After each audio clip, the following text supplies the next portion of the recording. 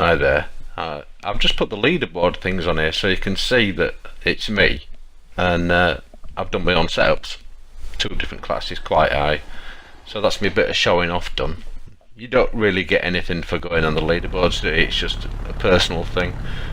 I like to drive in car as well, but it does have its problems, and the biggest problem is you can't see properly round the track. Look, there's a mirror in way, and you can't really move your head.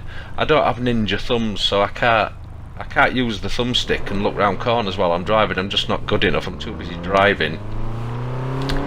So it makes you unsighted into quite a lot of the bends. I don't usually have the line on. I'm just using it to demonstrate something later on.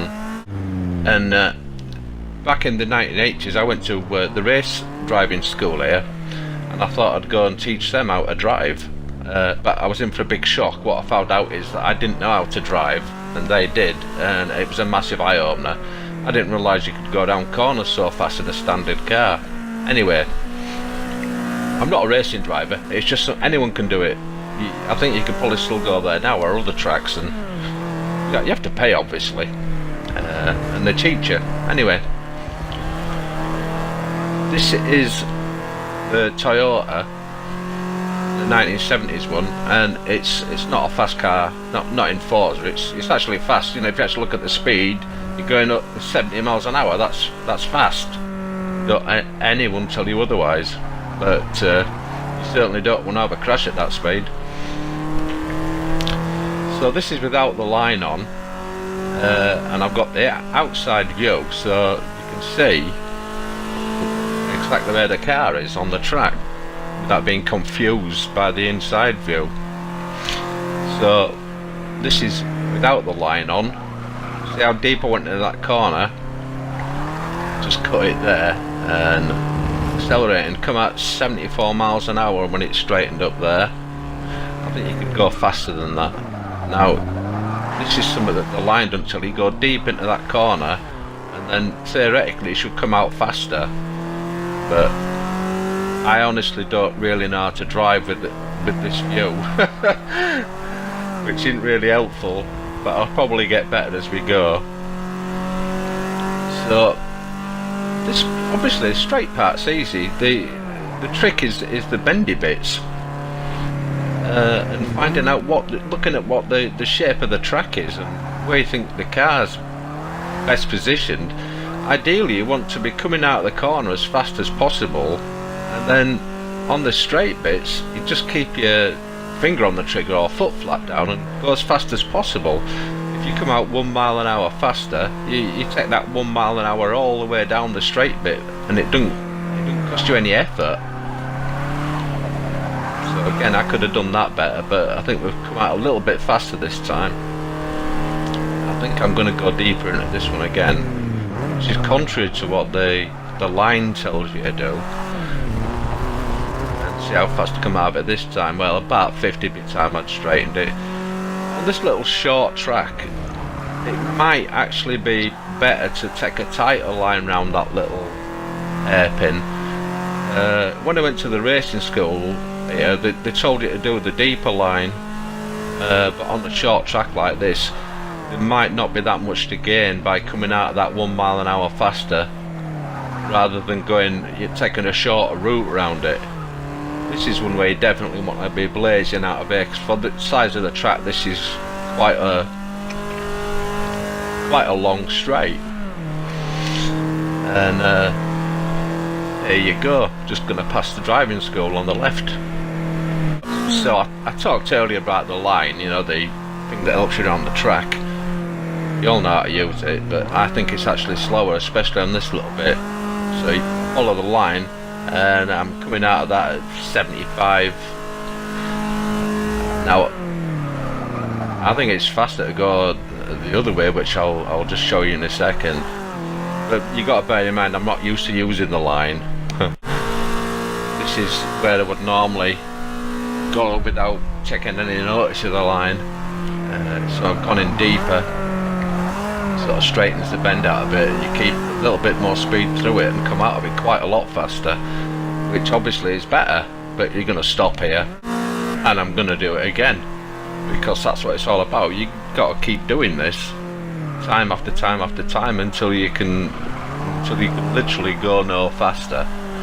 You just keep trying different little things, different parts of the track to see what works. There's only going to be one way that you're going to get down track fastest, and that's by getting the best average speed, which is what it's all about. Well, you might be asking, how am I going to get better? Well, you've got to put the hours in. This is taking all the assists up. You get more money and more. I think you get more XP as well for driving and practicing around all these tracks. I'm using this little Fiat with no upgrades whatsoever. If you try it in a stupidly fast car, you're probably going to get frustrated because you won't be able to handle it, and it won't be consistent. And consistency is what you really need. You've got to be consistent, otherwise you're never going to know if anything that you do on the car, from changing tyre pressures to changing camber angles or suspension or other even major parts of the car, when you're in the tuning, you're not going to know if it's your tuning the car or your driving of the car that's making the difference. So without being able to get the maximum possible out of the car, you can't tell if any of your tuning setups are ever doing you any good. In fact, some of the tuning setups are actually make the car worse, not better. The numbers might make it look like it's better, but you're actually going to be going slower. And as you practice, you'll just find that you get better and better and more confident with the way the cars drive in this game. Don't forget, it is a game. It's not like real life. There's not really any penalty for coming off the track. You don't end up in prison or dead, or with a huge bill that you can't afford to pay, and you don't have to buy your own tyres or anything. It's brilliant. You can push them to the limit all you want, but you just keep driving and driving and driving.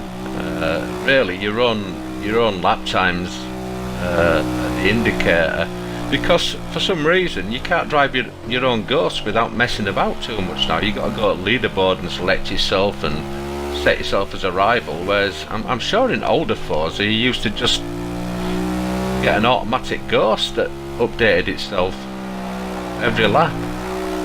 I might be remembering it wrong. This little car, this little Fiat is it's a good little car for driving around here, but it's not quite as easy as you think. It will do the odd little squirm on you.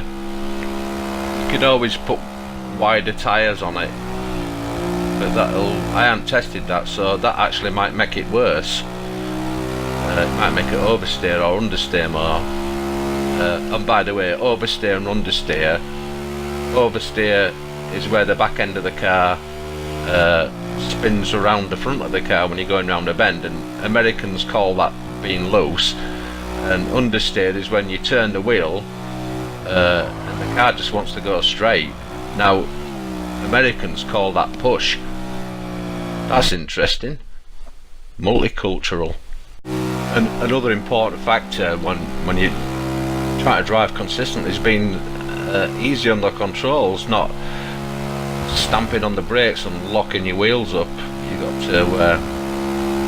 to ease the brakes on and ease them up if you can, and same with the accelerator.